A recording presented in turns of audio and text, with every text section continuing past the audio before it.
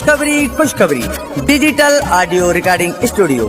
जीअं त असां वटि शादी, मंगणी, सालगिरह, सुन्नत ऐं ॿियनि ख़ुशियुनि जे मौके ते पंहिंजे माइटनि ऐं अज़ीज़नि जे नाले सां सेरा लाॾा ठहिरायो सिंध जे बहितरीन फनकारनि जी आवाज़ में। उन सां गॾोगॾु असां वटि बहितरीन शाइरी सां कलामनि जी बहितरीन रिकॉर्डिंग भी कई वेंदी आहे।